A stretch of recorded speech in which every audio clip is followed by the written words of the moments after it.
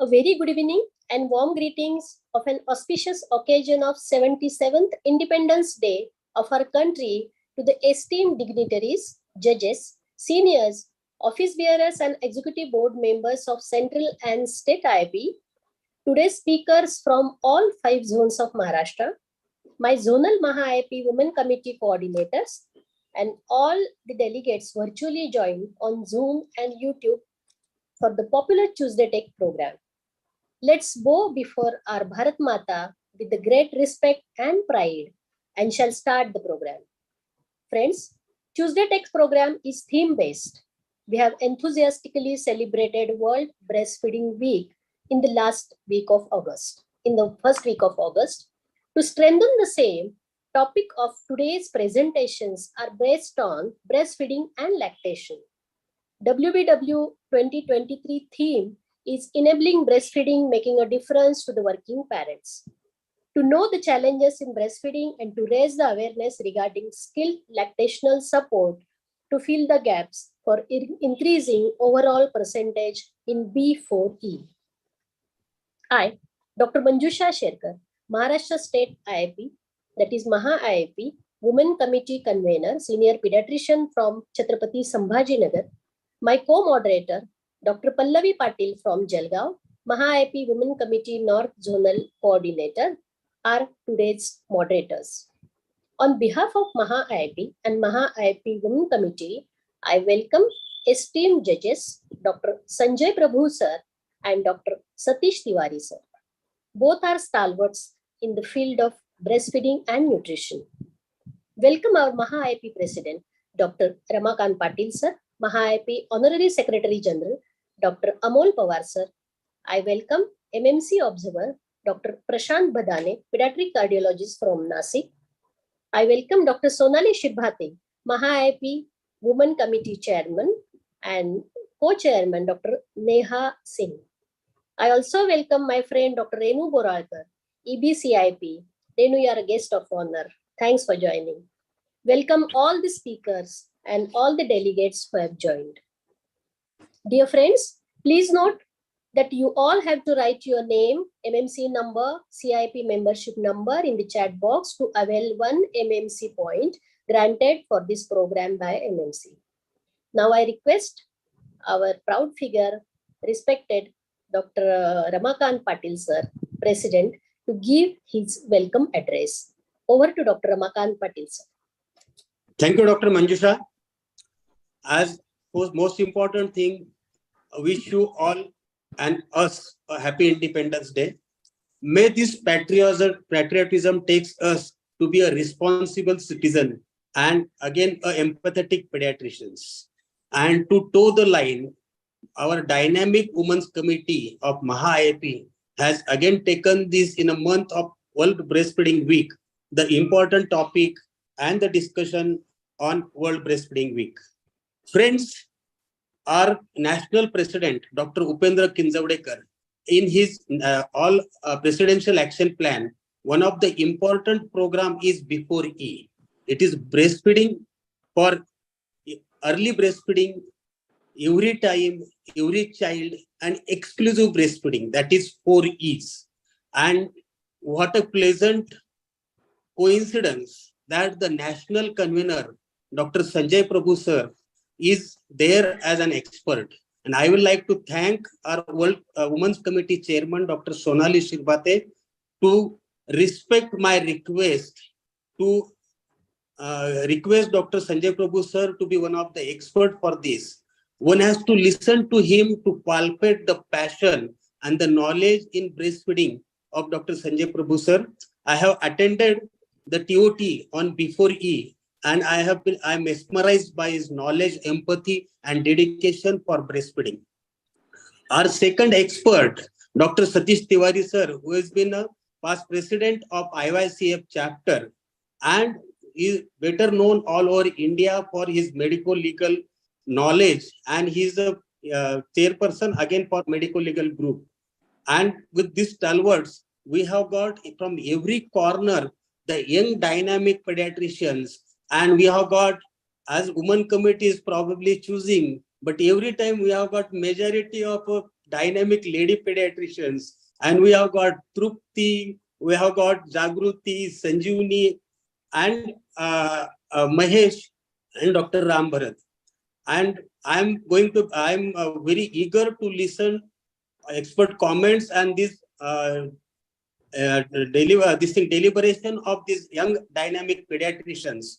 And I will fail in my duty if I do not acknowledge the presence of this dynamic women committee members, Dr. Sonali Shirbate, Neha Singh, my EB colleague, Dr. Renu Boralkar, and today's women committee members, Dr. Pallavi Patil from my home district, that is Jalgaon, that is my Chalisgaon place, and she is practicing in Chalisgaon.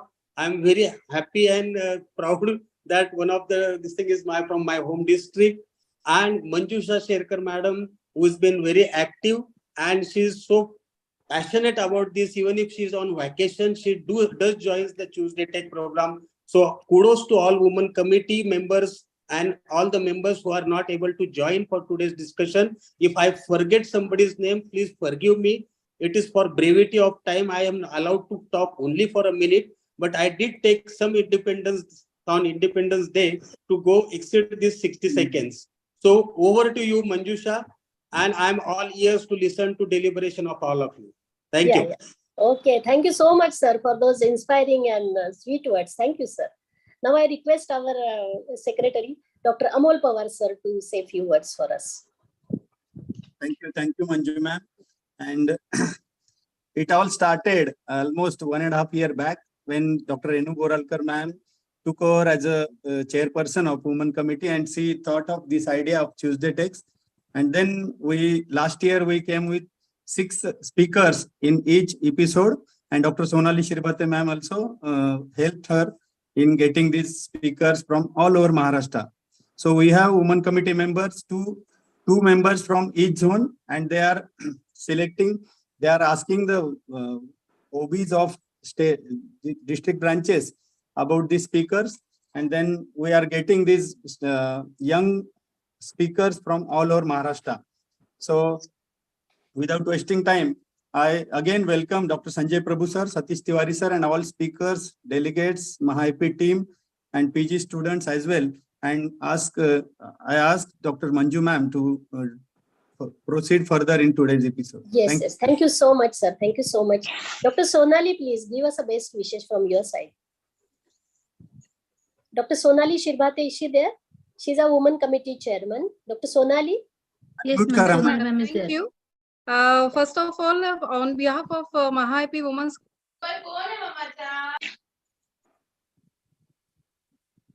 all the respected dignitaries of Maharashtra IIP and Central IIP. In this 7th session of celebrating breastfeeding week with theme of enabling breastfeeding in working parents, I welcome you all. I am really very grateful and thankful for extreme guidance to our President, MahaIP, Dr. Ramakant Patil sir, and our Honorable Secretary General, Dr. Amol Pawar sir. And we are really very fortunate to have our experts, Dr. Sanjay Prabhu sir, and I am really fortunate that our second expert, Dr. Satish Tiwari sir from Amravati. I welcome them both.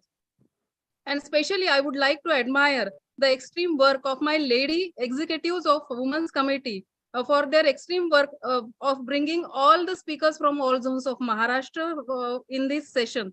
I am very thankful to Dr. Neha Singh, Dr. Manjusha Sherkar madam, as they are co-chairperson and convener of this Women's Committee.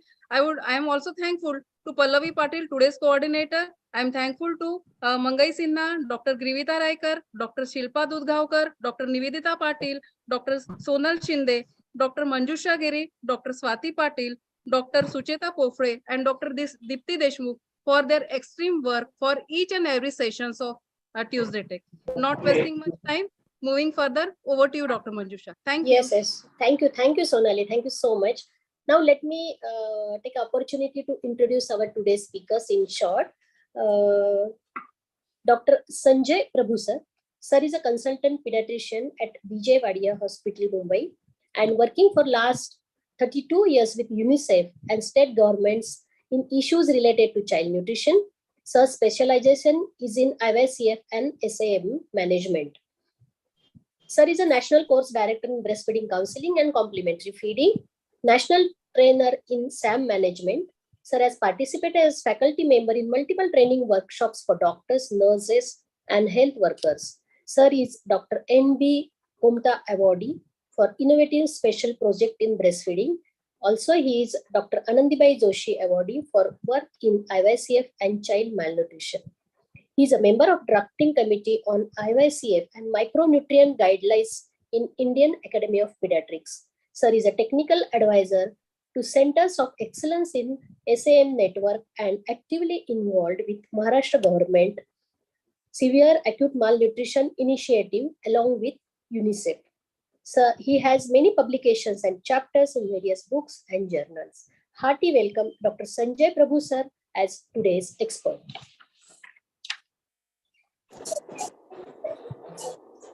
Now let me introduce Dr. Satish Tiwari. Dr. Satish Tiwari is the founder president, Indian Med Legal Ethics Association. He is a medical legal expert. Sir is a founder convener of Human Milk Banking Association. Sir is a president IYCF chapter IIP 22-23. Sir is honorary professor at Amravati Medical College. Sir also is a Dr. Nirmala Kesri. Sir has been honored with Dr. Nirmala Kesri Oration, Dr. N.B. Kumta Award, Dr. Shirole Oration, and Ghoshal Oration. Dr. Satish Tiwari sir, hearty welcome as today's expert. Now for further proceedings, I'll hand over mic to Dr. Pallavi Patil. Over to Pallavi. Good evening, everybody. On this occasion of Independence Day, I wish you a very joyful Tuesday takes today. With the blessings of our President, Dr. Ramakant Patil sir, Secretary General, Dr. Amol Pawar sir, and our Women's Committee Chairperson, Dr. Sonali Shirvate ma'am, and with due respect to our experts, Dr. Sanjay Prabhu sir and Dr. Satish Tiwari sir, I would like to move forward with our theme of enabling breastfeeding, making a difference for working parents. Today, I invite our first batsman, Dr. Trupti Joshi, with her topic, KMC and breastfeeding. Dr. Trupti Joshi is an associate professor in pediatrics at GMC, Chhatrapati Sambhajinagar. With an academic experience of 14 years, she is a PG thesis guide and has many national and international publications to her credit. Over to you, Dr. Trupti. Thank you, ma'am.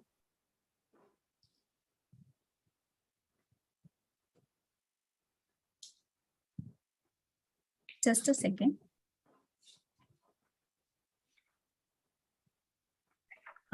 Greetings from Chhatrapati Sambhajinagar. Today I am going to cover the topic kangaroo mother care and breastfeeding. We humans have learned many things from nature. This is the story of Joey, the baby kangaroo, who is born at 3rd month of gestation, comes out of the mother's womb and starts on feeding in the kangaroo bag on the feeding stop. And this is the concept which was applied by Dr. Edgar Ray at Bogota, Colombia, which helped in increasing the survival of preterm babies. Low birth weight is a problem prevalent all over the world. Even prematurity is a lot of proportion babies are born with premature, and India is no different from the world. The problems of prematurity are a lot in our country.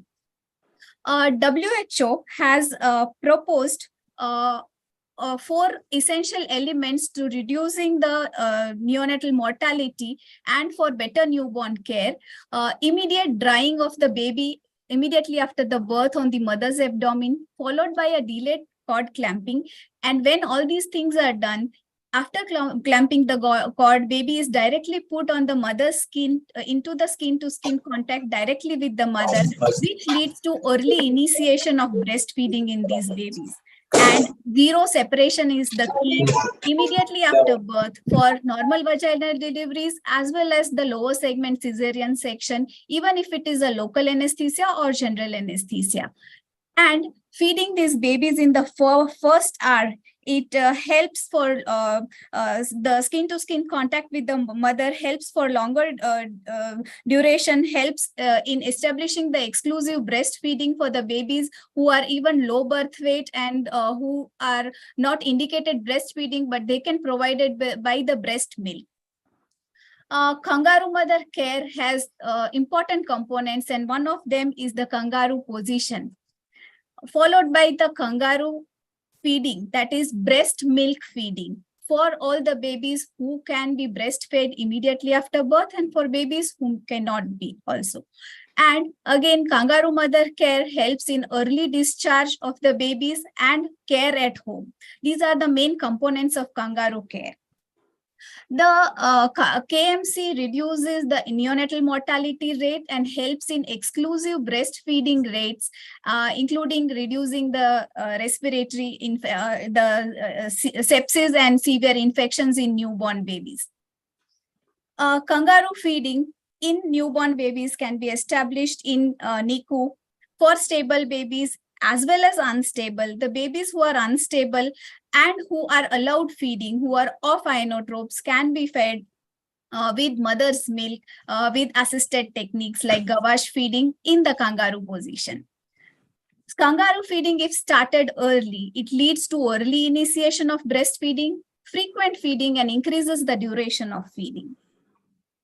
Benefits for the babies are it helps in early transition, maintaining the temperature, faster weight gain, reduces hypoglycemia in the babies.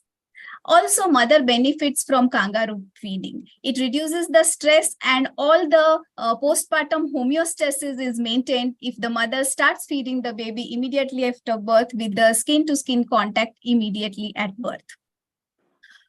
Indian Academy of Pediatrics has started with the project B4E, that is breastfeeding with early, exclusive feeding for every baby at every time. This is the project which will help in establishing the breastfeeding early with the help of kangaroo mother care. The nation is also benefited by reducing the infant and neonatal mortality. It is a cost-effective measure, simple and applicable in all the circumstances at all different parts of India and world even.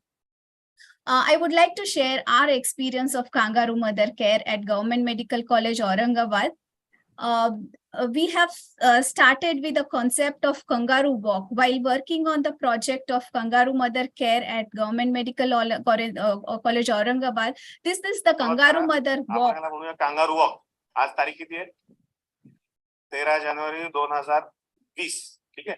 कसं काय चालायला सुरुवात करायला? प्रत्येकाने आपण नाव सांगा आणि चाला. नाव सांगा. शारदा, शाइस्ता, कोमल, मनीषा, प्रीति, शीतल, Manisha. So this helps the mothers to get confidence. Even after discharge, they can care for the babies, and this is known as kangaroo walk. Our experience of overcoming the challenge for improving kangaroo mother care in the public hospital was even published in British Medical Journal. And we have sustained this improvement of providing kangaroo mother care for more than 8 hours in a day for all the babies admitted in the kangaroo mother care ward. And this project, this improvement is sustained for more than 2 years. And we are successfully trying to percolate this message to the district hospital, the SNCUs, which are mentored by our hospital.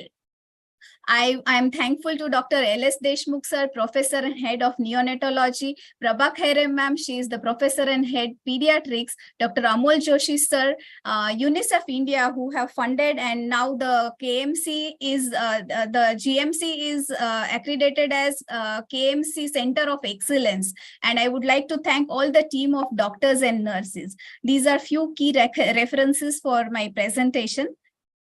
Thank you. Thank you, Dr. Trupti. After a very pictorial and a colorful presentation by Dr. Trupti, I would request respected Dr. Sanjay Prabhu sir to please give his expert comment on the topics. Thank you very much, Dr. Trupti Joshi. We are very fortunate to have her. she has a very good paper published in the BMJ, which is quite a rare thing for an Indian pediatrician to publish. KMC is one of the most cost-effective methods of managing low birth weight babies in a low and middle income country like ours. And now Government of India is also promoting what is called as home-based kangaroo mother care. And as she has rightly said, that for breastfeeding, for early, exclusive, every baby, every time, if you want to practice that, then the KMC is the best method. It initiates, the initiation of breastfeeding occurs early, exclusivity of breastfeeding is there, and the breastfeeding goes on for at least till the end of 6 months, and after that the complementary feeding is to be started, and the breastfeeding continued till the 2 years of age. So I congratulate Tripti on a very nice and lucid presentation. Thank you. Thank you very much, sir.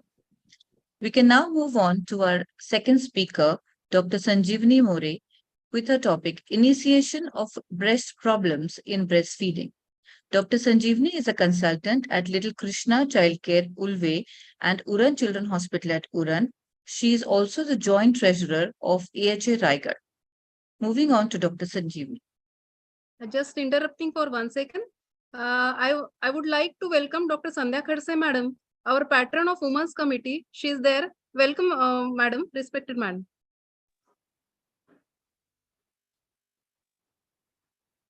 Yes, Sanjini, you can continue.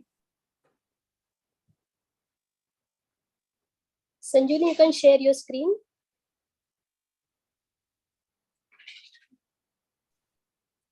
Dr. Sanjeevani, Please, you can please unmute yourself. Unmute yourself. Unmute. Unmute. Pallavi, ma'am. And Thank you so much, ma'am. Thank you. Yes. Share your screen, please. Sanjini. First is disabled participant screen sharing, ma'am. It's showing first disabled participant screen sharing.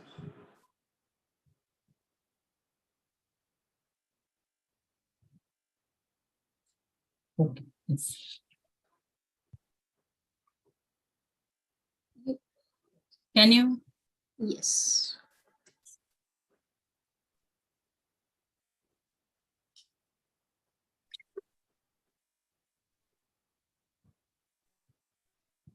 Thank you so much, Dr. Pallavi ma'am, for kind introduction. Good evening, everyone.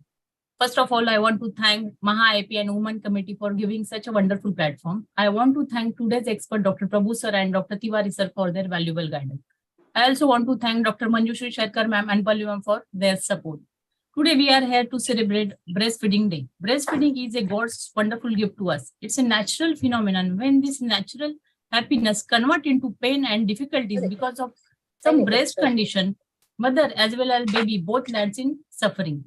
Today, I will discuss these breast conditions under the heading of Initiation of Breast Problem in Breastfeeding. The content are flat and inverted nipple, sore nipple, candida infection, large breast, blocked milk duct, fullness of breast, engorgement, mastitis, and breast abscess. In flat nipple, nipples are protectile, can be stretchable with fingers. Baby can easily feed. In inverted nipple, as non-protectile, cannot be stretched on pulling and difficult for baby to attach. Protectability often improves during pregnancy and initial days after delivery. Management is mother's counseling, different position, shaping breast, express breast milk, and feed baby by cup or spoon in case of difficulty in feeding.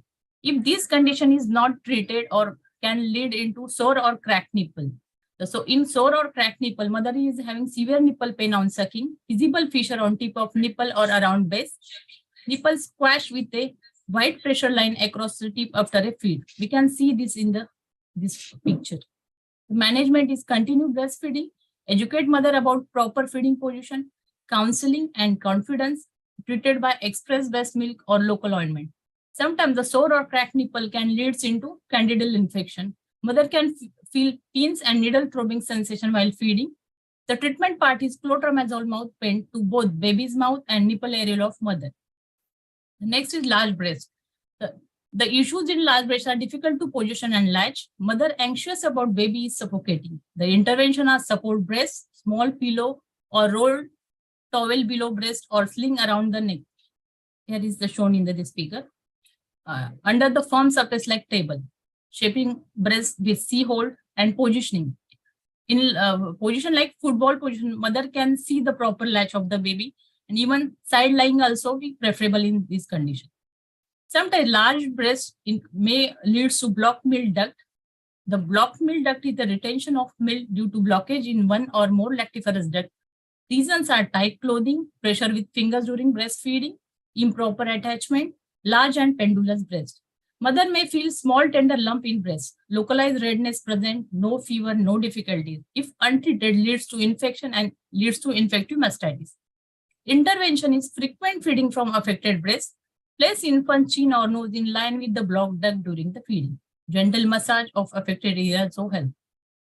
We can see this figure. This is a normal duct and this is the blocked duct. The blocked duct may lead to fullness of breast sometimes. The fullness of breast is accumulation of milk as it comes in. Feeling of heaviness of breast, uncomfortable feeling. Breasts are hot, hard and lumpy. Reduces after feed. Skin is normal. Milk flow good. Latch and suck, no difficulties. Intervention is rest, gently emptying of breast whenever possible. Sometimes fullness leads to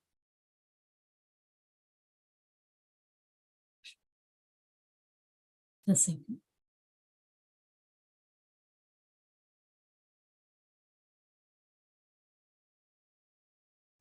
Anjuni, unmute. The slide is not moving, ma'am. Just say.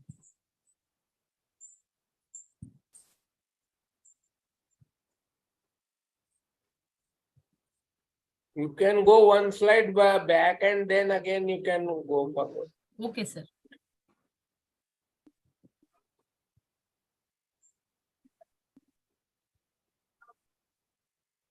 Yes, sir. Thank you, sir. Fullness of breast can lead to breast engorgement. Breast engorgement usually bilateral, tight nipple, skin is stretched, and areola is also tight. Painful conditions relieved by pen removal, milk removal. It's very painful condition. Fever short-lived for 24 hours. Breast are erythematous, hardness, and diffuse swelling. Causes are delayed initiation, oversupply, infrequent feeding, and restricted time in case of working mother. Poor attachment and suck in case of if baby is sick or preterm, or in case of tongue tie or cleft lip, cleft-like position. Intervention is promote rooming or bedding in. If able to suck, if baby is able to suck, feed frequently with the optimal latch, and if unable to suck, reverse pressure stretch, RPS reduce. Its RPS technique is massage technique used to manage areolar engorgement. It helps in softening the areola so baby can latch and remove milk from the breast. Place thumb and fingers at the base of the nipple and press chest behind in the breast tissue toward the chest wall and hold it for 1 minute. It reduces the edema to help the latch. Removal of small volume before latch. In case of breast engorgement, the pain can be managed with giving antipyrete, ibuprofen and paracetamol. Breast engorgement can be converted into mastitis. Mastitis is the inflammation of breast tissue due to mammary dysbiosis, milk collection, ductal inflammation. Non-infective causes are nipple blaze, phlegmon. Infective causes are subacute abscess and recurrent mastitis. Symptoms are like flu-like symptoms, usually unilateral, supple nipple and areola. Localized pain not relieved even after milk removal. Mother is having continuous fever. Signs are erythema, hardness, lumpiness, and regional demarcation. Change concept in management. Nowadays, there is change in concept in management of mastitis. First, we have to avoid number one, compulsory removal of milk or empty breast. Second, cessation of breastfeeding on affected side. Third one is pumps and shield, to avoid pumps and shield. Fourth, deep breast massage. Fifth, hot and warm fermentation. Six is oils and Epsom salt. And 7 is deroofing of leg. Intervention is effective milk removal, reassurance of mother, feeding on demand, rest, adequate fluid and nutrition of mother. NSAID is like ibuprofen, paracetamol for pain management, and even antibiotics can be added. If mastitis is untreated, it lands in breast abscess. Formation of pus due to localization of infection untreated or non-responding mastitis. Symptoms are like mastitis only, fever, pain, flu-like symptoms. Intervention is effective milk removal, supportive measure, rest adequate fluid and nutrition caused by SARS. Performing serial ultrasound guided aspiration and antibiotic is the line of treatment. And if not responding, then incision and drainage. Most of these conditions are results of poor attachment. Hence, early intervention, breastfeeding position, and counseling and confidence building of mother during pregnancy and after delivery is also main key role. To achieve this year's breastfeeding theme, enable breastfeeding, making a difference for working parents, and also success in B4E program, plan of action of our National President Dr. Kinz Vadekar sir, early, exclusive, every baby, every time. Thank you so much.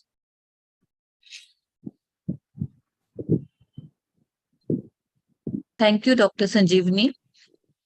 After giving a very clear overview of the unpleasant problems that the mother faces while breastfeeding with these breast problems, I would now request respected Dr. Sanjay Prabhu sir to please give us guidance on this topic.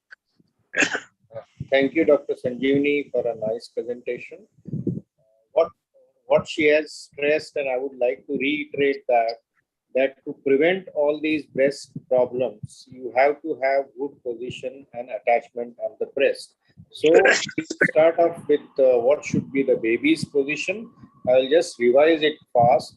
The baby should be turned completely towards the mother and in a straight line, and you should support the shoulder and the neck. The shoulder and the neck are the most important areas which should be supported, and then only the baby has to be brought towards the mother's nipple. Now, the mother should always be comfortably seated, and the nipple should touch the upper lip of the child. So, when the nipple is touched at the upper lip, the child's mouth suddenly opens large, and then the baby is brought near the mother's breast. And while feeding, the mother has to converse with the child, because there is a best time to talk to the child when the baby is feeding. Now, looking at the attachment of the baby on the mother's breast, most important is that the baby's mouth should be widely open, and a large part of the areola, mostly the lower part, the lower dark part of the nipple, which is called as the areola, should be inside the baby's mouth. The lower lip should be everted, and the chin of the baby should be touching the mother's breast. If you can take care of all these things, then the soreness of nipples, breast engorgement, breast mastitis, and abscess can be prevented. And another thing which every mother should know is how to express milk. Now, it is not going to be possible in this short time to tell about this, but expression of milk is something which every mother should know, and every health worker who is helping the mother should be able to demonstrate that to the mother. Thank you. Thank you very much, sir, for your valuable guidance on this very difficult topic. Moving on to our next speaker, Dr. Jagruti Vispute from IIP Nashik. She will be speaking on breastfeeding in special situations. Dr. Jagruti is a consultant pediatrician and neonatologist at Akhand Jyoti Hospital, Nashik. She is an international board-certified lactation consultant, and she is also an EB member of IIP and an all-rounder personality. Over to you, Dr. Jagruti.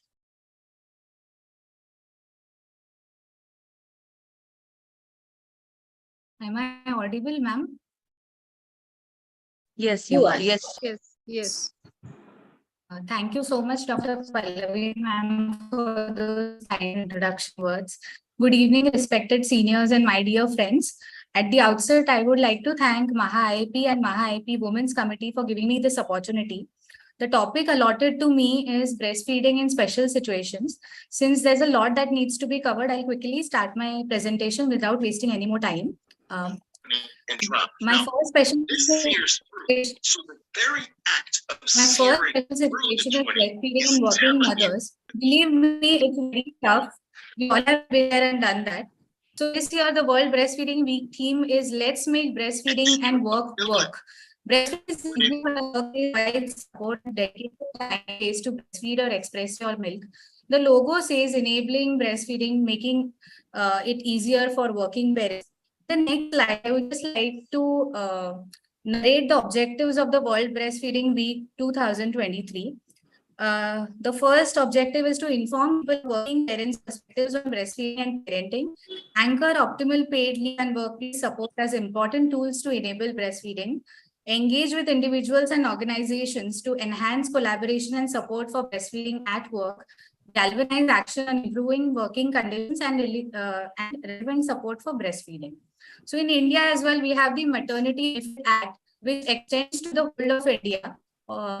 In all factories, establishments in which 10 or more people are employed on any day in the preceding 12 months. So any woman who has worked for more than 80 days is entitled to the maternity benefit. So who can avail all the women, whether they are on a contractual or a consultant basis. The duration of the maternity leave is 26 weeks. There is a right to payment of maternity benefit.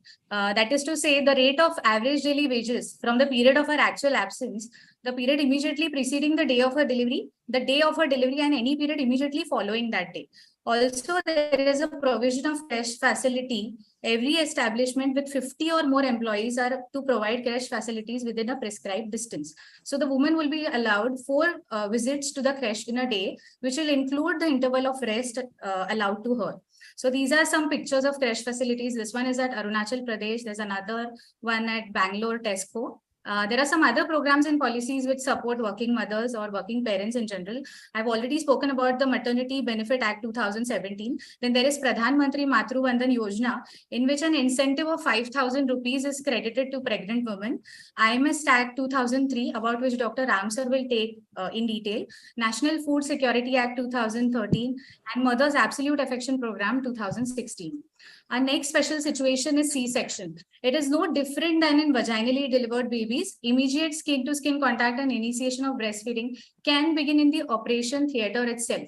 In most cases, there is a delay in the initiation rather than the continuance. So the willingness to breastfeed is of utmost importance. The first step is we need to evaluate whether the mother is physically comfortable and conscious post her surgery. If she is not fully conscious, then she is not ready to put her baby to latch. And also we need to ensure a breastfeeding position which is comfortable to her. So side-lying position is preferred immediately post-delivery, where relatives can help hold the baby.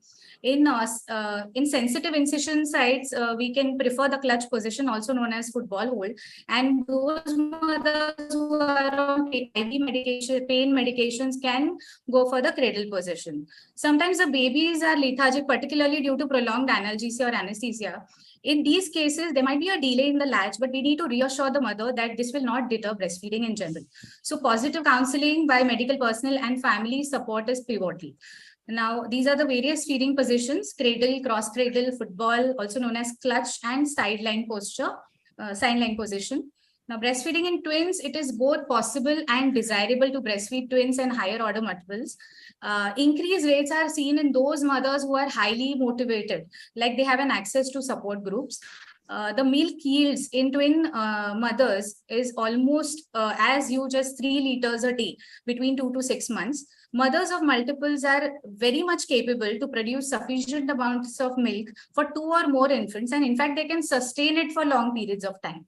So some key notes here are that the mother is already aware that she is going to have twins. So there has to be preparedness during her in her pre-pregnancy period.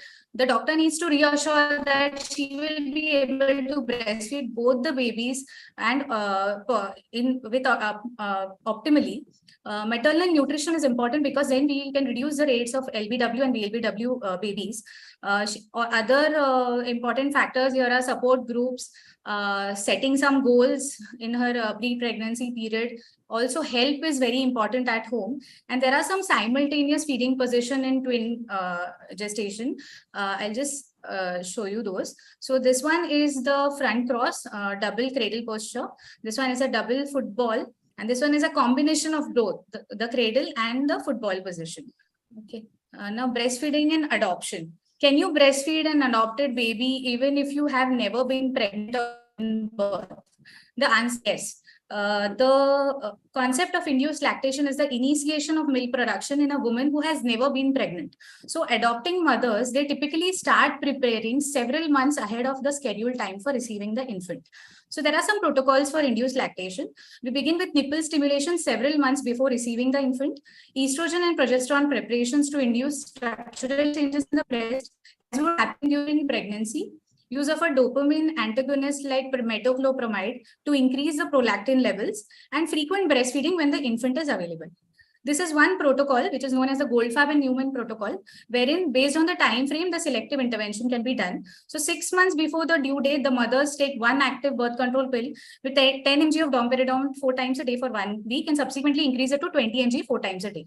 6 weeks before the due date, they stop the birth control pill and continue domperidone and begin breast pumping at least 8 times a day, and some herbal supplements are also added.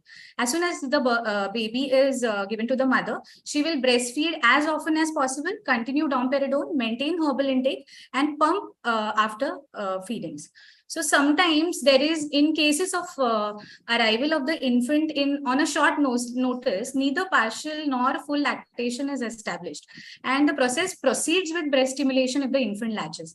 In these cases, supplementary suckling techniques, in which a feeding tube system is used to provide formula supplementation where the baby suckles at the mother. This picture clearly depicts that. Now, breastfeeding mother, acute illnesses may temporarily decrease milk supply, but the production will rebound after the initial insult. The ability of women with chronic diseases to breastfeed depends on the general condition and the medicines that are required to take. It is safe and even beneficial to continue breastfeeding when you have a mild infection like a cold or a flu.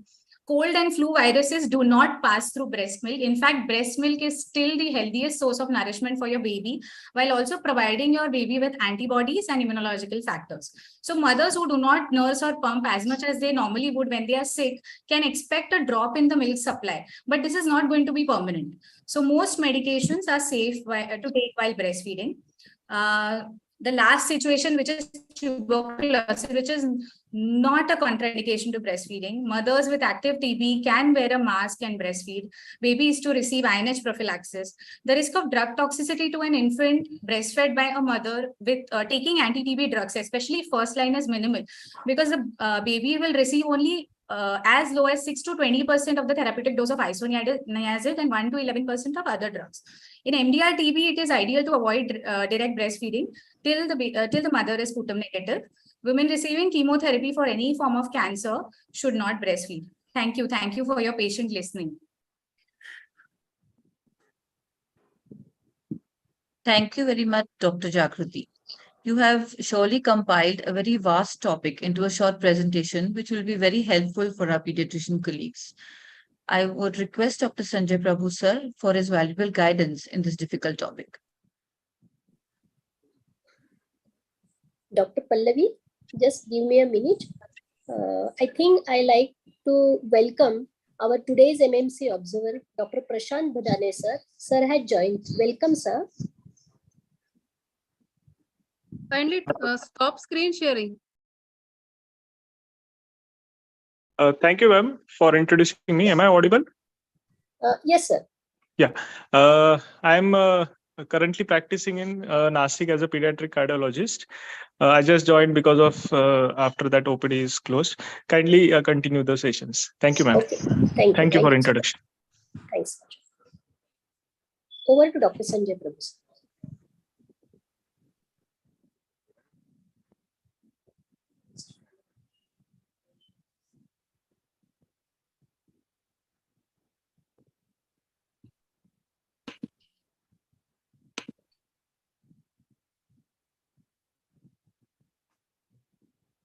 Dr. Sanjay sir, your expertise comments, please. Yeah, thank you, Dr. Jagruti, for a very nice presentation.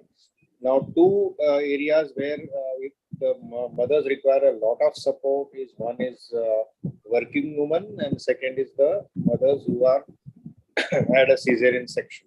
Working women, this is a theme for this year's World Breastfeeding Week, and they really require a lot of support because many a times leave is not available, or there are no creche facility at the workplace, or they even join work within the first week, just after the first week after delivery.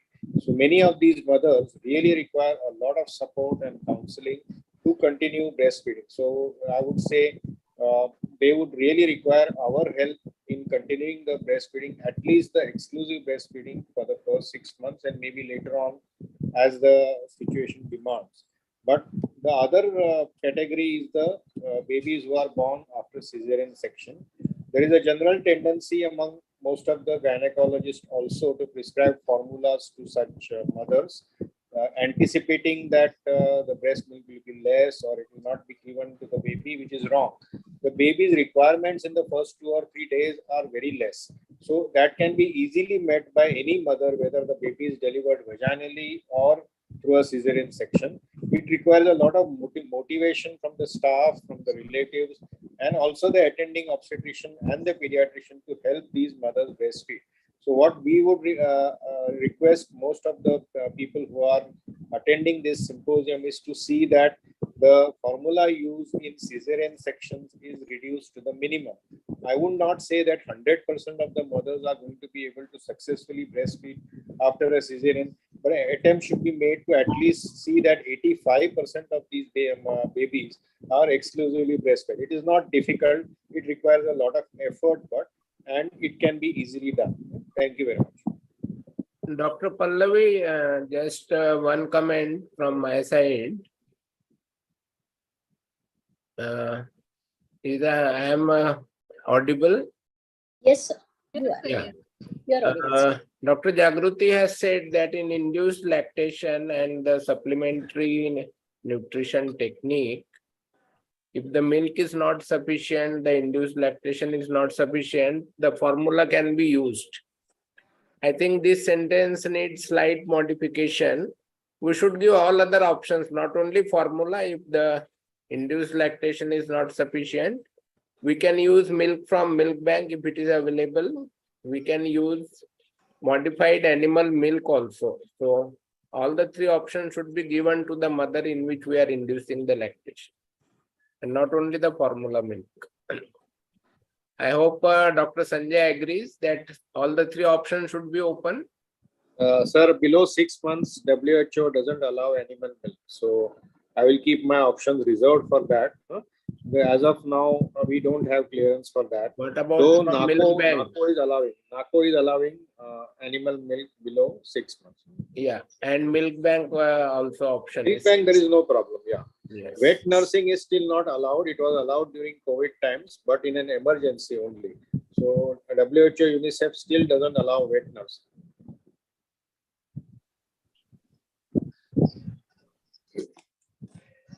Thank you, Dr. Sanjay sir and Dr. Satish Tiwari sir, for your guidance. We will now move on to our next topic, which is BFHI, Breastfeeding Friendly Hospital Initiative by Dr. Mahesh Sulakshane from IIB Pune. Dr. Mahesh is a consultant pediatrician and neonatologist at Dr. Sulakshane Multispeciality Clinic, Pune. He is also attached to Jupiter Hospital and Ruby Hall Clinic, Pune, and he is also an EB member of IIB. Over to you, Dr. Mahesh Sulakshane, for your presentation. Thank you, Dr. Pallavi, for the kind introduction. I hope I am audible clearly enough. So, and my slides are visible to all of you. Yes. Thank you, first of all, the Maha IAP Women's Committee for giving me this opportunity to talk on this Tuesday Takes platform. And I appreciate all the efforts taken by all the committee members. I thank you, my friend, Dr. Amol Pawar, Secretary General, the EB President, EB member, Dr. Ramakant Patil, and the expert here, Dr. Sanjay Prabhu sir and Dr. Satish Tiwari sir, and all other speakers present here for their excellent deliberation given till now, and all the members who have joined today. I have been given a responsibility to talk about the Breastfeeding Friendly Hospital Initiative, also known as Baby Friendly Hospital Initiative. First of all, we see what is this Baby Friendly Hospital Initiative. It is a global effort launched by WHO and UNICEF to implement practices that protect, promote, and support breastfeeding. This is one of the unique way to kind of promote the breastfeeding. The purpose of the breastfeeding friendly hospital initiative is to ensure that mothers and newborns receive timely and appropriate care before and during their stay in a facility providing maternity and newborn services to enable the establishment of optimal feeding of newborns, which promotes their health and development. So there are different steps to kind of comply with the breastfeeding friendly hospital initiative. They are subdivided into two different categories. The step 1 to 2 is known as critical management procedures, while the step 3 to 10 are known as key clinical practices. Now we'll see what are these key clinical critical management procedure. They are subdivided into 1A, 1B, and 1C, and the 2.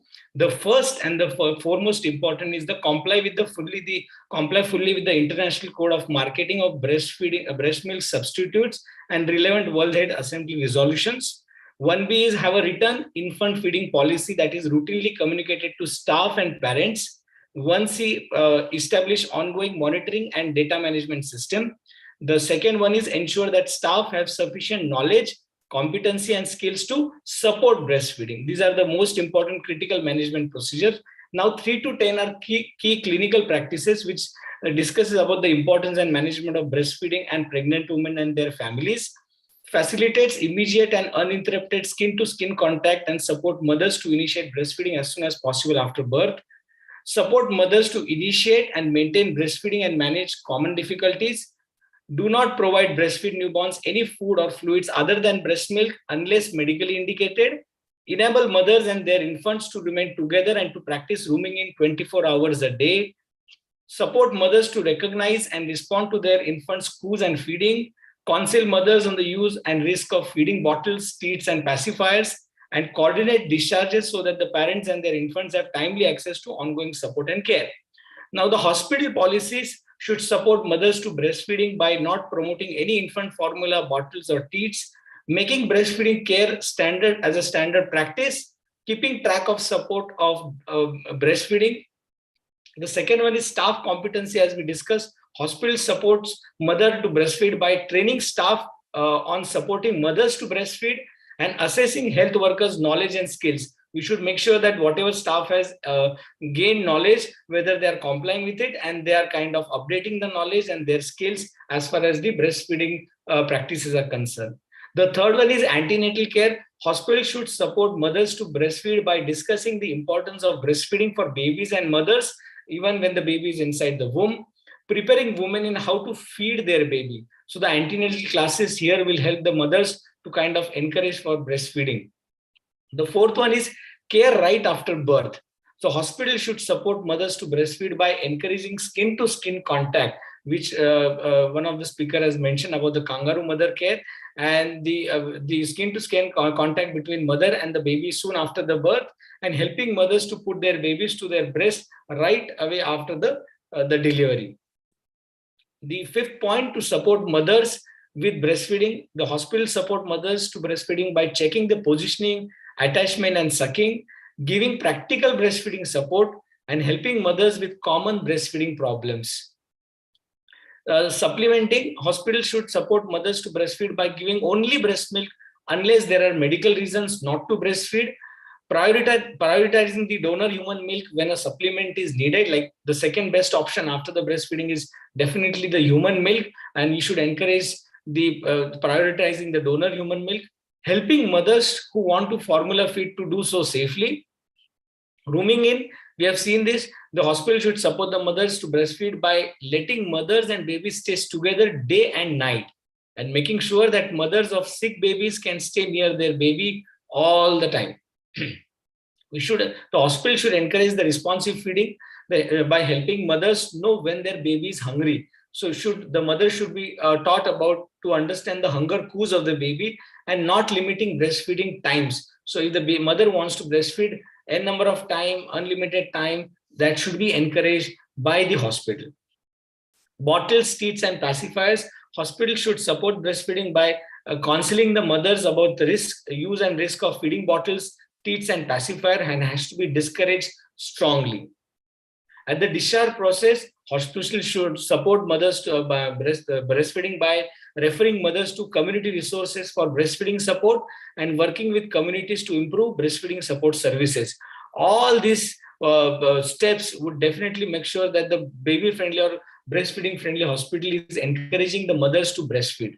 To summarize, appropriate care to protect, promote, and support breastfeeding is the responsibility of every facility providing maternity and newborn services. The country needs to establish national standards for the protection, promotion, and support for breastfeeding in all the facilities providing maternity and newborn services. The baby-friendly hospital initiative must be integrated with other initiatives for maternal and newborn health, healthcare improvement, health system strengthening, and quality assurance. The public recognition of facilities that implement the 10 steps, what we have discussed, and comply with the global criteria is one way to incentivize quality improvement. And the most important part is regular internal monitoring of the staff is a crucial element for both quality improvement and ongoing quality assurance. So not only imparting the knowledge to the mothers, but also the staff, and making sure that the internal monitoring is in the practice, so that all the staff is sensitized enough to encourage mothers for breastfeeding. Thank you so much for this opportunity for sharing this. I would love to hear from the expert about the comments on my presentation. Thank you. Thank you very much, Dr. Mahesh Sulakshane, for this very colorful and comprehensible talk that you have given. I would request our expert on the opinion, Dr. Satish Tiwari sir, to please give his valuable comment on this topic. Thank you, Dr. Mahesh. The presentation, as you said, was good. Thank you. Secondly, as you said that maternal services should be included in that. So I think we have already have the information that the BFHI has now changed to MBFHI, that is Maternal and Baby Friendly Hospital Initiative. So maternal services are already included to some extent in that. Yes, the sir. third thing, what you very properly highlighted is the aim of this program is to protect, promote, and support the breastfeeding. And the best way to protect, promote, and support the breastfeeding is to build the confidence of the mother. So that has not come anywhere in your 10 steps. So I think that is one of the most important steps, because all of us know these points, but nobody tries to build the confidence of the mother, which is the most important thing.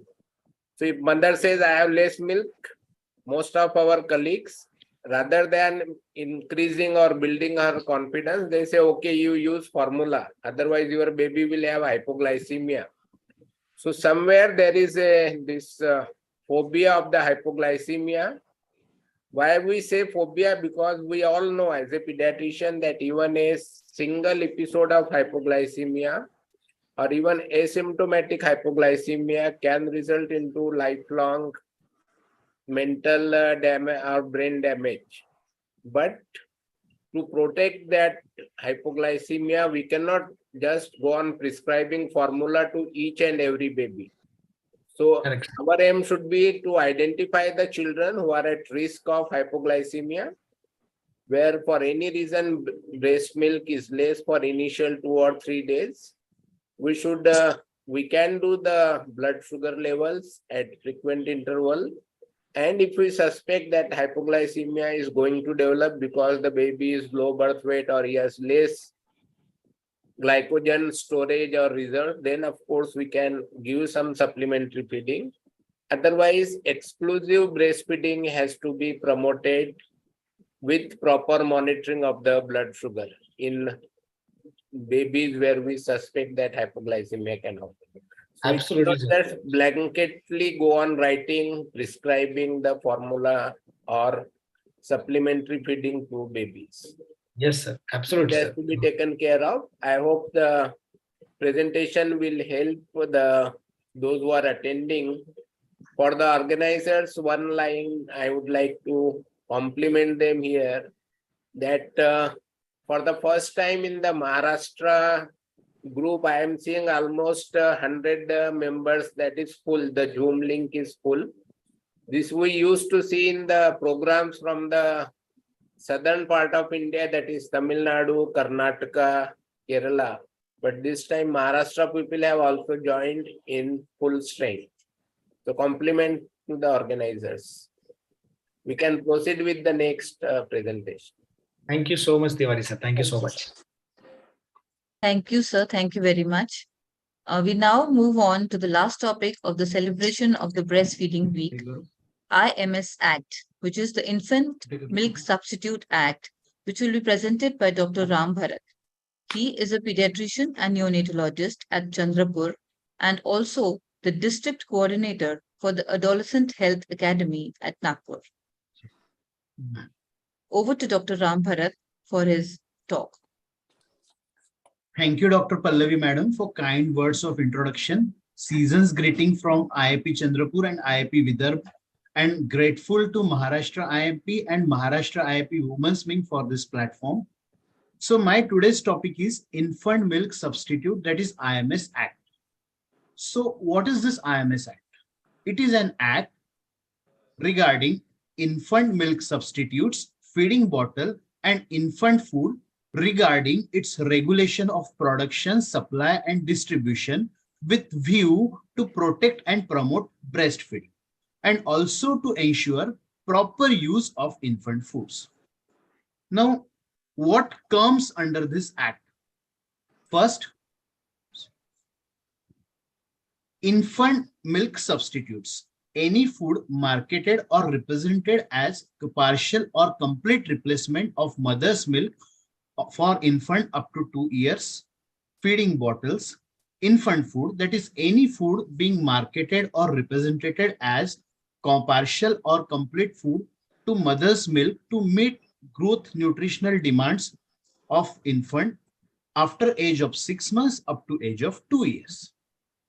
So why this act is so important? Why we as well as Government of India is so much thirsting on this act? It is found that world recognized that commercial promotion largely undermines the importance of breastfeeding practices as well as breastfeeding promotion. And just by implementing this one act, we can save 250,000 babies every year just by this one act. So what about this act? This act was enacted in 1992 and came into force on August 1st, 1993. Amendment for this bill to Parliament was passed in March 2002. And this bill was passed in Parliament in June 2003. And this bill came into force from January 1st, 2004. Now, what are advantages of this IMS Act to society? By promoting this IMS Act, we are promoting exclusive breastfeeding. And because of that, we can promote baby's growth and development in terms of physical, mental, psychological, motor, etc. Also protects against infection, allergy and asthma, also boost up immunity of kids, also decreases chances of obesity, and there are less chances of diabetes, heart disease and early deaths in breastfeed in babies in future. Also prepare babies for better learning, reduces malnutrition, reduces infant deaths and reduces deaths under 5 years and reduces risk of low birth weight infants, and as well as it boosts intelligence. Now, what are main objectives of IMS Act? Prohibit any kind of promotion. Educate pregnant and lactating mother by healthcare workers only and not by company representatives. Restrict and control use of infant milk substitute, infant food and feeding bottle. Define role and responsibilities of healthcare institutions and healthcare workers. Now let us discuss some do's and don'ts of this act. No advertisement, no free sample distribution. So no free or subsidized supply of infant milk substitutes, feeding bottle, or education material related to these products to any persons. There should not be any picture of woman and infant on the labels designed to promote sales of this product. No posters anywhere, no financial assistance of any kind, and no commission to any salesperson or any employees. What are do's?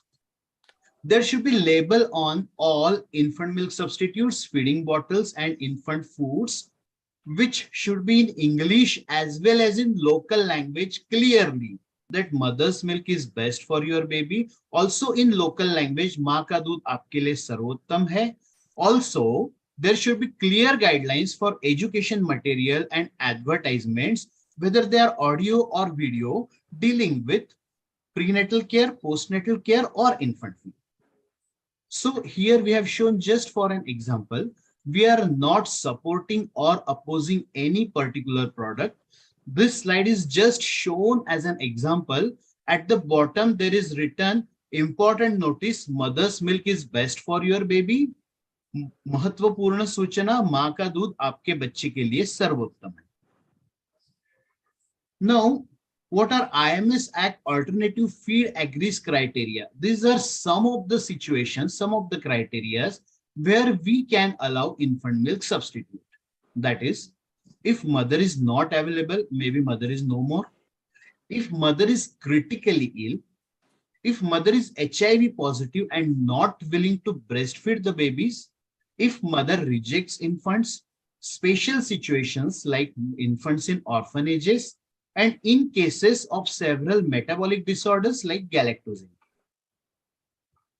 So, in IMS Act, what are roles of healthcare professionals? First, remove all ads, refuse to accept any free samples, refuse to accept any gifts or compliments, avoid using growth charts or education material, etc.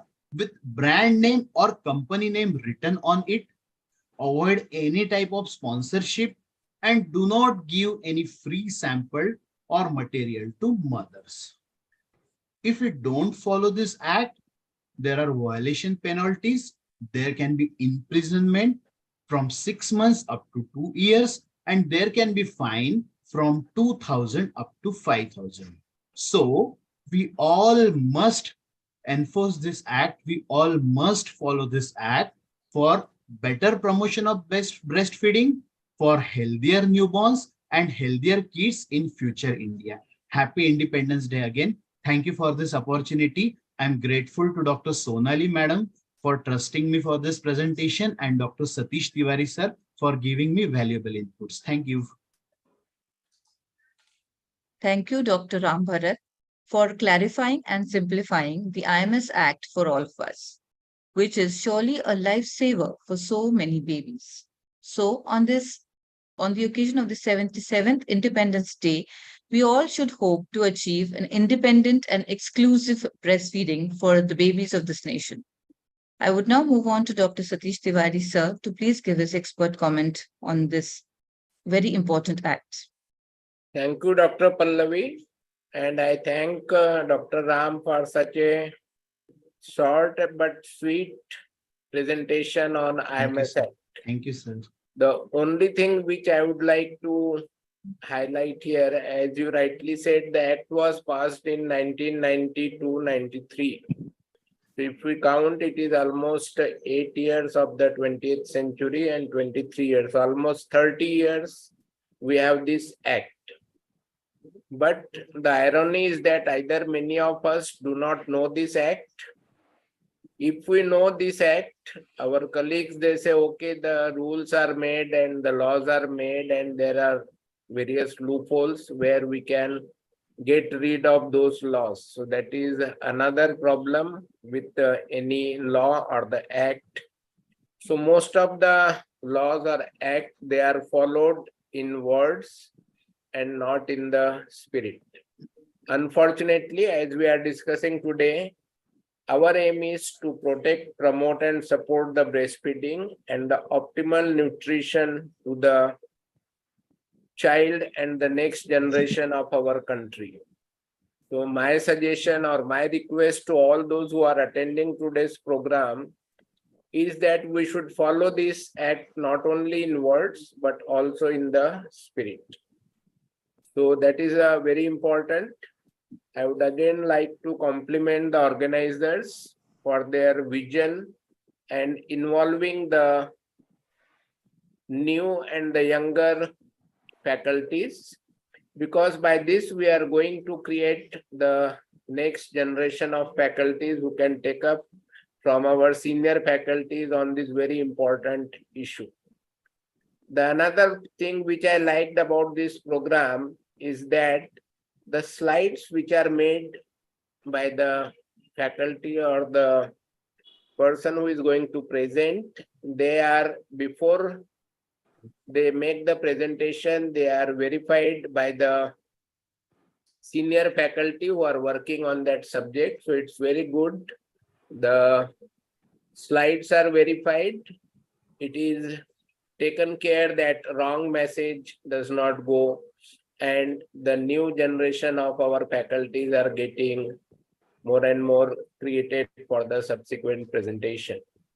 So I hope this program continues and many of our colleagues, they get benefited from this program. As far as the women's wing is concerned, I think if regarding the mother's milk and the objective of protecting, promoting and supporting the mother's milk is taken up by women's wing of Maharashtra IIP, then time is not far off when we will be able to achieve our targets or our statistics for the maternal and child nutrition, which we expect in the Millennium Development Goal. So congratulations once again to all the new faculties, to all the budding speakers for the future programs, and congratulations and thanks to the women's wing of IIP Maharashtra State for giving me this opportunity. Thank you. Thank you very much for your kind words, sir. Thank you very much for your guidance. Thank you, sir. Thank you very much for your kind words. Thank you, sir. Thank you so much. It was a wonderful program that we have got the national convener of B4E program, Dr. Sanjay Prabhu sir here. Our West Zone coordinator, Sonali Shirbate, and IYCF chairperson, Dr. Satish Tiwari sir, were there to us guidelines and expert comment. I have got few queries for Sanjay Prabhu sir and Tiwari sir. Before that, I will like to thank Dr. Satish Tiwari sir for appreciating this concept of checking the slides, because young academic enthusiastic, and after first Tuesday take, I had suggested that we will be getting this slides checked by experts at least 3 to 4 days prior to they are being presented. So it has definitely made a good this change. So I have got few queries about, like Prabhu sir has said that the nipple has to be touched to the upper lip. So is it a rooting reflex where it will naturally upper lip will get elevated and everted lower lip, or it is touching to the upper lip? That is one. Secondly, adequacy of breast milk. If there is no weight gain of more than 300 grams, it is hardly 350, 300 grams in 3rd and 4th month of life. What should we do? And management of retracted nipple. Prabhu sir, please. Yeah. Your first question was this upper lip should be touched by the nipple. See, only if the upper lip is touched by the nipple, your mouth is going to open wide.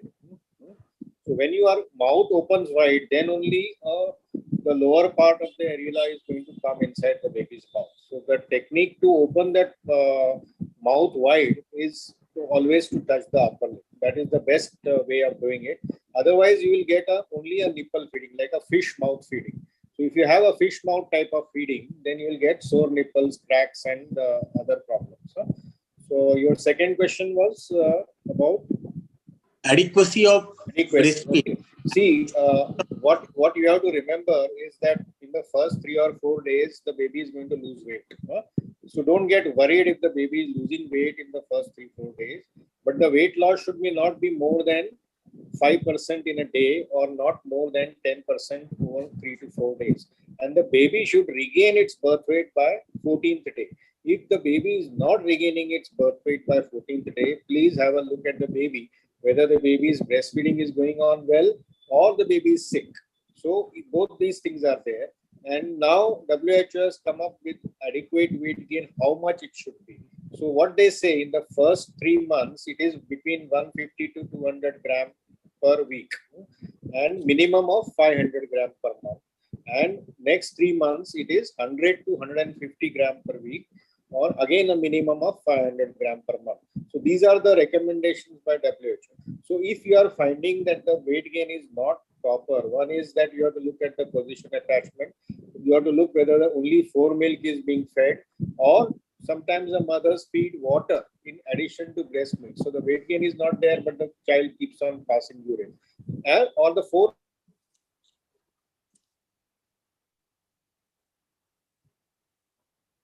connection of Prabhu sir is probably unstable. Dr. Ramakant, I would like to add here.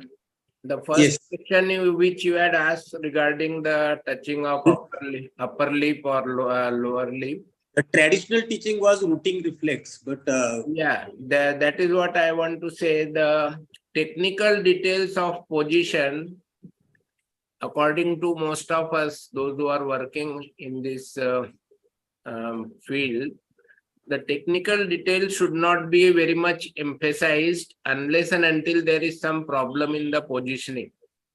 We all know that the mother's milk and the breastfeeding is ancient in our culture. So if our mother is feeding properly and if the baby is getting adequate milk, whether she is touching the upper lip or lower lip or the one side, as we said in the rooting reflex, one side of the corner of the mouth, all this has nothing to be overemphasized to the mother. So if there is some problem, then only we have to inform about where to touch, and the upper lip should be touched or lower lip should be touched. These are the technical details which is hardly required in 1% or even 0.5% of the mother.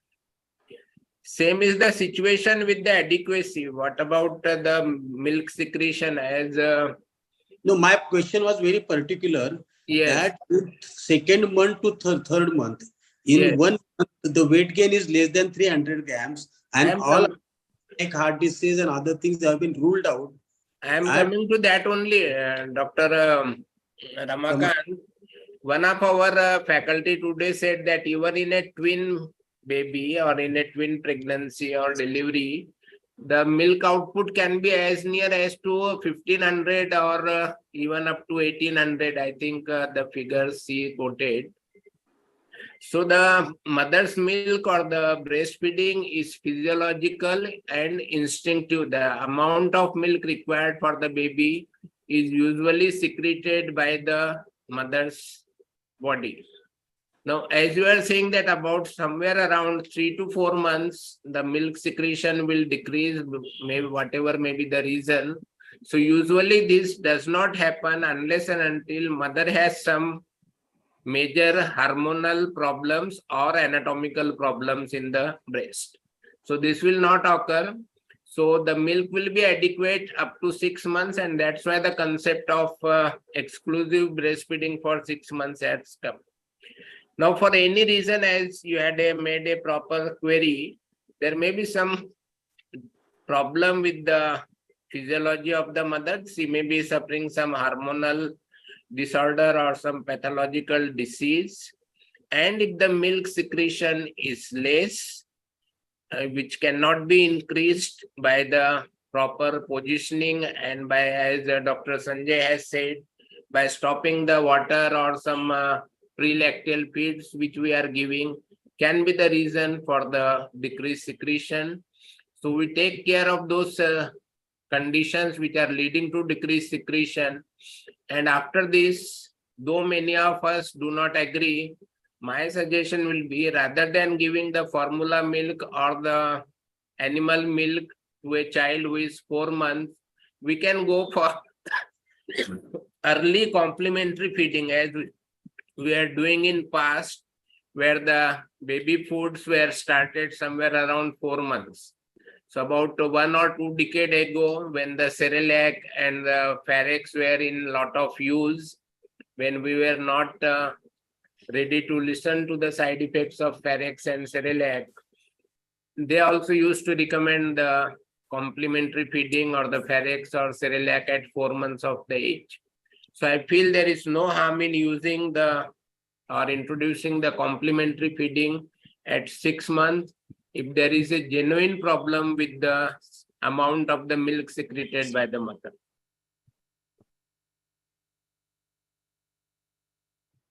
Thank you, sir. Yeah, yeah. There are Your third question was what? Your third question which you had asked. Retracted nipple, and corollary to is that I have read somewhere about drip and drop method. What is its acceptance? See, retracted nipple, you have to confirm first whether it is truly retractile. Sometimes you feel that it is retractile. There is a method which we call as you have to test the nipple and see whether it is protractile. There is a protractility test. So that we cannot describe here on the meeting, but we'll have to actually see it. If the nipple is truly retractile, then sometimes it is difficult to latch on. But you have to remember that the feeding has to occur at the areola level and not at the nipple level. So if a deep latch can solve most of the problems. And nowadays we don't recommend the syringe method to pull out the retractile nipple because it causes a lot of trauma. So we get something called as a nipple puller in the market, which are very easy to use, and they are cheap also. So they can be used to pull out the nipple, and as soon as the nipple is pulled out, the child is put on the breast and the latching can occur.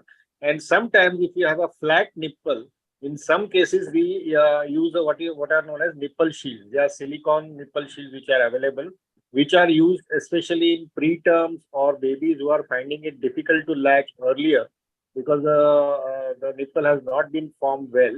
So at that time, initially for a few days we can use, and once the baby gets accustomed to proper feeding, we can remove the nipple shield and the baby can latch on quite well. Thank you, sir. As because of the good efforts of our women's committee, we are finishing before 10:30. So I took the liberty and freedom to ask few questions. And last question from sir didn't comment about drip and drop method. That was my question. And the drip and drop method is the same thing what the last presentation we had in my section that we use for induction of lactation. You know, we use she has shown a method where we use actually a system to drip the milk on the areola.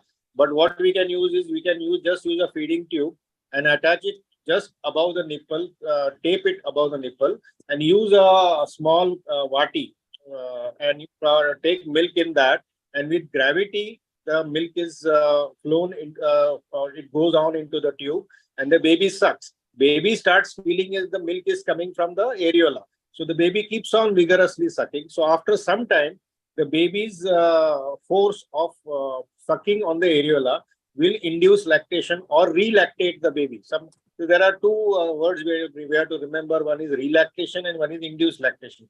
Relactation happens in a mother where for some reason she has not been able to feed for few days. She had some illness or she was admitted in a hospital.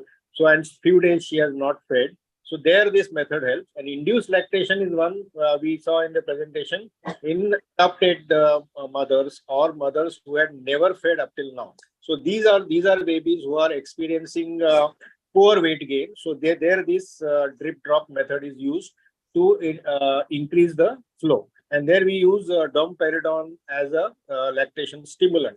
We don't use metoclopramide now because it is known to cause psychosis in mothers. So domperidone is the preferred drug.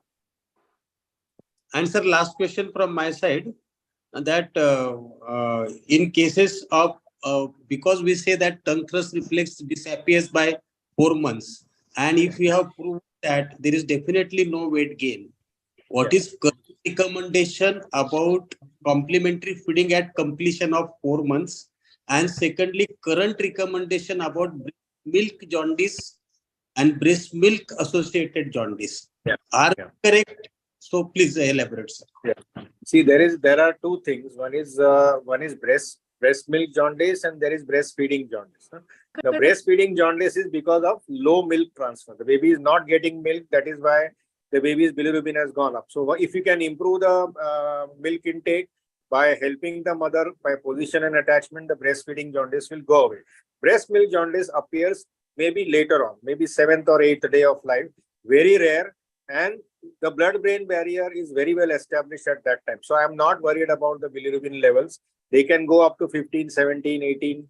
No, don't worry, because once the blood-brain barrier is well developed, there is not going to be any transfer to the brain. So what we encourage here is that don't stop breastfeeding. Because once you tell the mother that it is because of breast milk that the baby has developed jaundice, the mother will never breastfeed. And the baby will be subjected to some formula or cow's milk or whatever. And the baby may die of dehydration or sepsis or whatever reason. So never tell the mother that your breast milk is the cause of jaundice. We can continue breast milk. If necessary, we can give phototherapy for some time.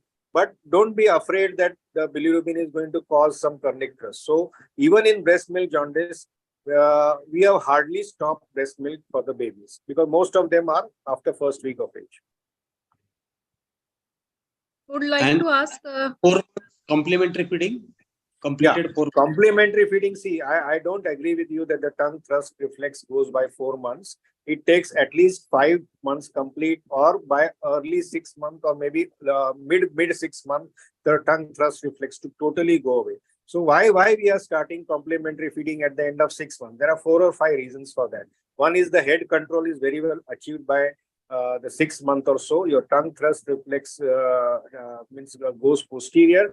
Then your pancreatic amylase and lipase, they develop only at the end of 6 months. So whatever food you are going to give is not going to be well digested before the 6 months of age.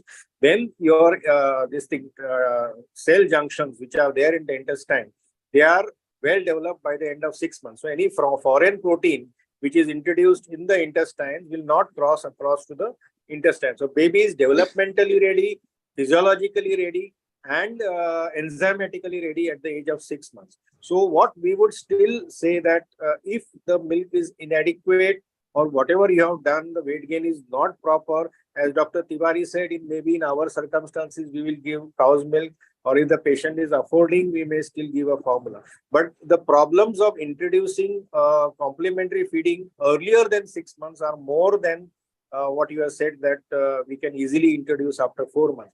None of the guidelines are saying that you give complementary feeding before 6 months. Thank you. I did not say that to introduce. I just said, what should we comment on that? What your comment on that? I would not introduce for 6 months. Of starting the complementary feeding at completed 4 months. I just wanted to know your Dr. Ramakant, I think there is some confusion in understanding. As we said, the requirement of complementary feeding before 6 months will hardly be 1 in lakhs or 1 in millions. So we should not be confused when the complementary feeding is required.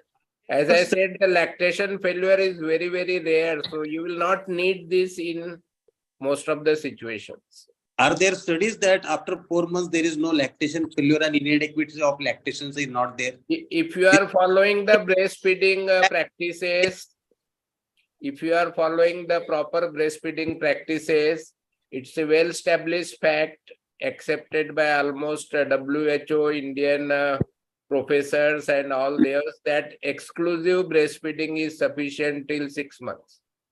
So there is no question of decreased secretion or the decreased in the breast milk by any mother, unless and until, as we said, there is a major endocrinal or anatomical defect, or there is a major idiopathic cause for the decreased milk secretion, like the position of the baby is not proper, position of mother is not proper.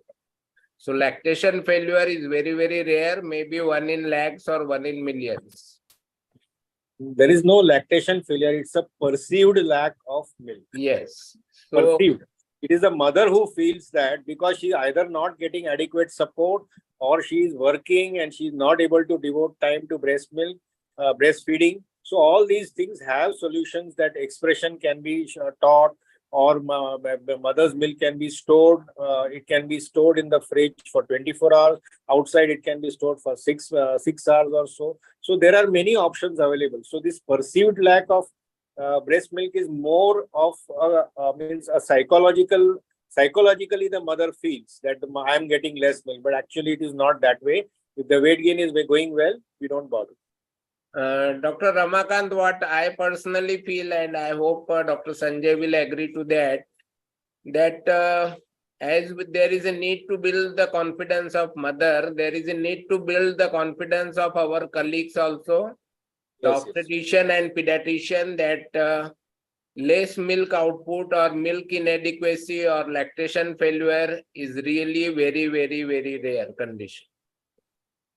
How we are to put that aspect of the study, we said that earlier hypoglycemias are reason for the, because it has been reputed that early hypoglycemias are not cause of the seizures, but it's the fear in the mind of general pediatricians. So that's why we have to build their confidence. That is what we are saying.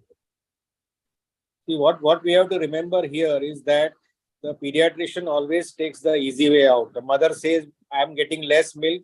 The pediatrician prescribes a formula without checking whether the weight gain is adequate, what are the factors which are, why the mother is feeling. So even if you spend some 2-3 minutes with that, and don't expect every baby to gain 1 kg in a month.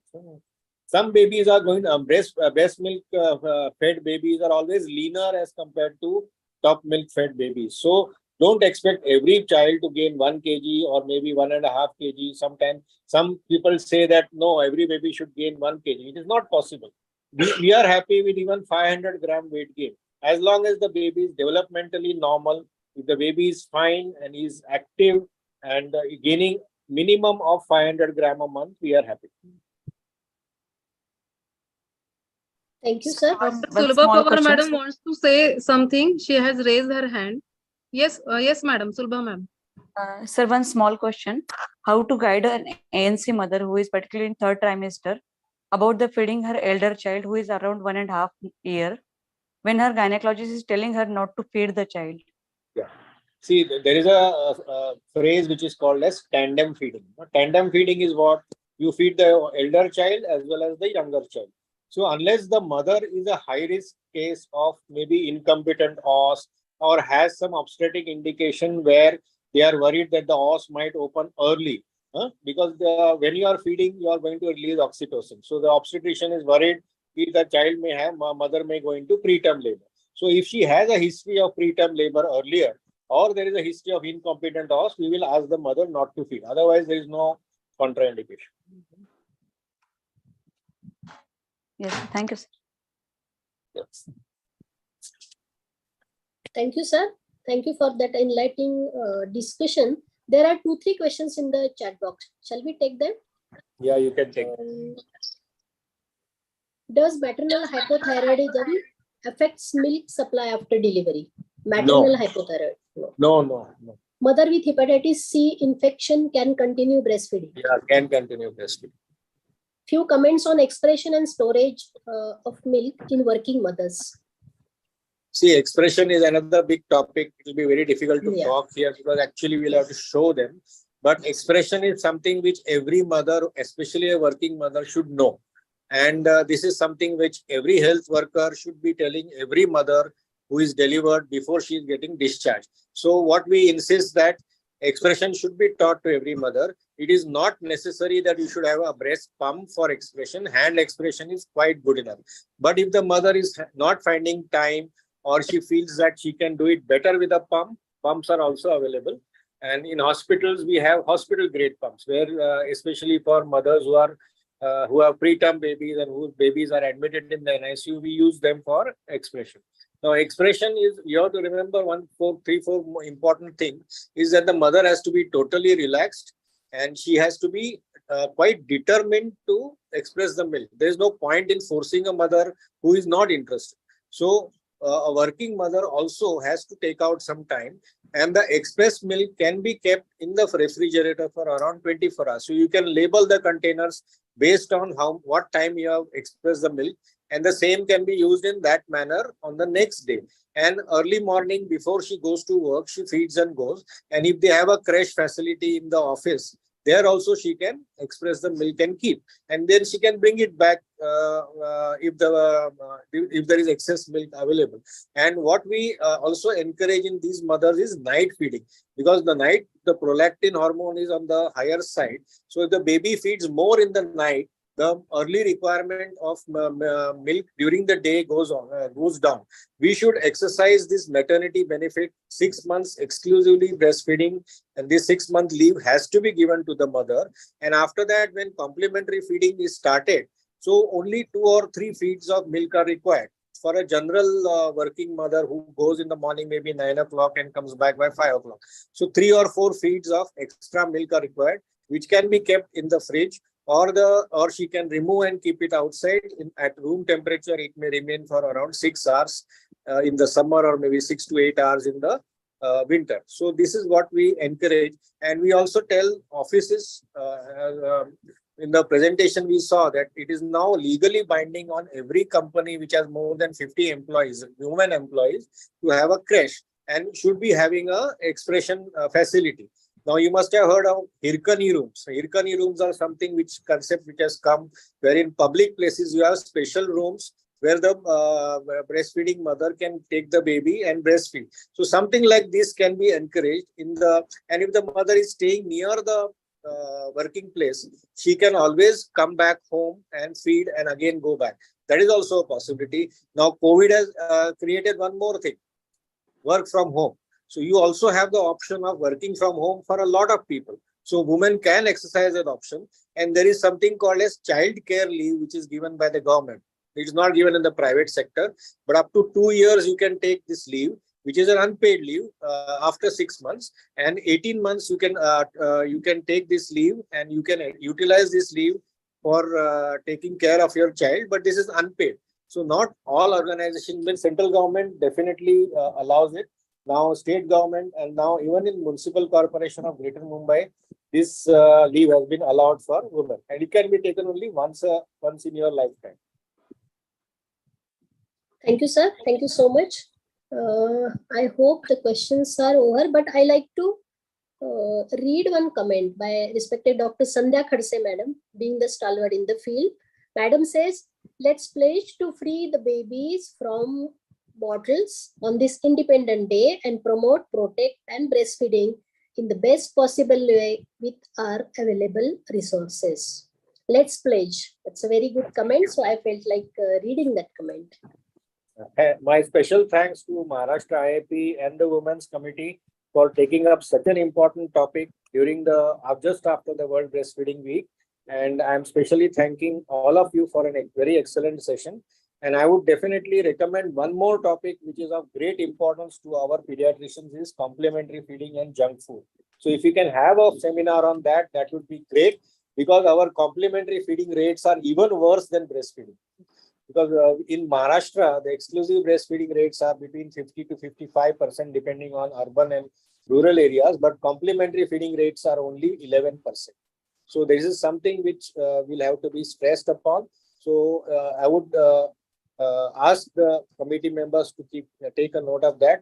And this is a very relevant topic for all pediatricians. Thank you very much. Yes, One more. we had our complimentary session in last month, sir. We can share that link with you, and in future also we'd like to take it. Yeah. Sonali, one more suggestion. Many of you are going to be office bearers of your district branch, or many of you will be organizers for some conferences. But never ever get fooled by these companies who are having similar names. And some companies even tell that breast milk for formulas company is different, and our vaccine company is different. But as a parent company, they are the same. Even for India, there the tax is same of both the three divisions. So never ever get fooled, because it is become a criminal offense by IMS Act. And even for district, this thing, your branch also don't accept any sessions by infant milk formula companies, and not even their sister concerns or separate vertical, because their income tax submission and return submission is same. It is amalgamated. So that was a small suggestion from my side. Yes, sir. Thank you. Actually, when I was president, Dr. Respected Satish Tiwari sir had already told me this, and he had in one session he had avoided me to take that session from the because of IMS Act. He told me, and I had rejected that session. I remember, sir, in 2018. So, sir is always guiding us in Amravati not to take such sessions, especially of because of IMS Act. It's a criminal. IAP has sent a list of all the companies also. Dr. Tiwari must be remembering. Dr. Tiwari is there? Yes, yes. Dr. Sonali, we are doing this all over India. So I think any of you come to know about such programs, please inform us so that we can take care that such programs are not held or they can be cancelled. Yes. And one more very valid comment from Sandhya Khadse madam was about the commercialization of human breast milk. Yes. And we had in EB, Renu might be remembering, there is a heated discussion, but we are not an enforcing authority. We will be an appealing authority. The enforcing authorities are statutory bodies like governments, where there is legislation and amendments can be made. But still, till the time it is made, that will not promote this commercialization of human breast milk. Thank you, Sandhya Khadse madam, for bringing. Dr. Ramakant, what we expect, we all know that we are not enforcing authorities, but what you said, you only said that we should not accept any sponsorship from such companies. So please keep that in also mind, that which companies are selling the mother's milk under any name or pretext. We should not take any sponsorship from those companies also. Keep aside sponsorship, we should not prescribe it also. We should not prescribe also, and we should not accept the sponsorship also.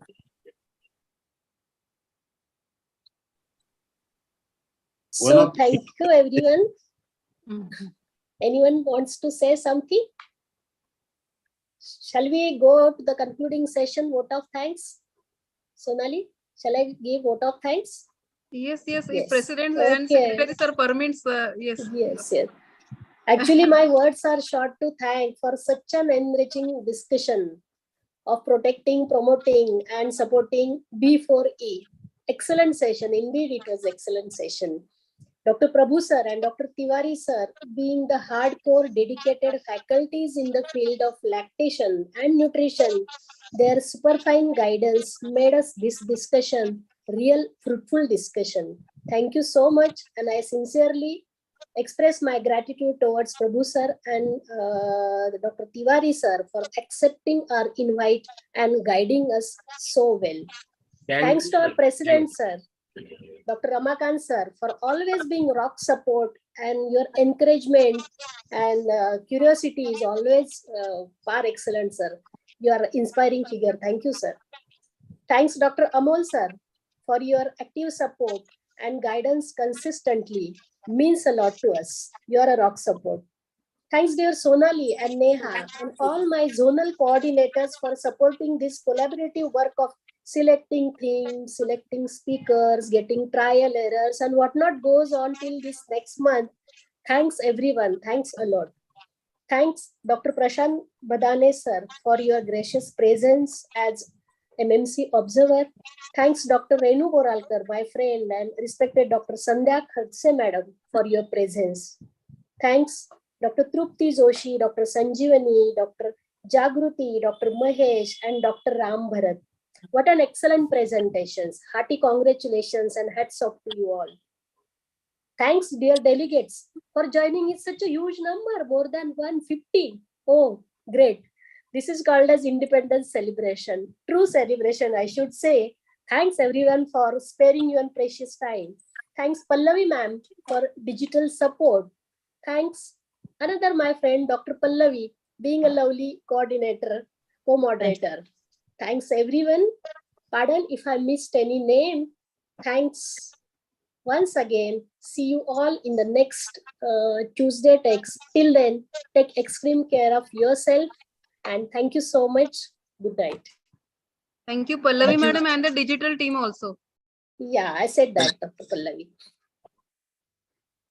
Bye. Good Thank you, night. sir. Thank Good you and night. good night. Good Thank night. you. Thank Thank you you very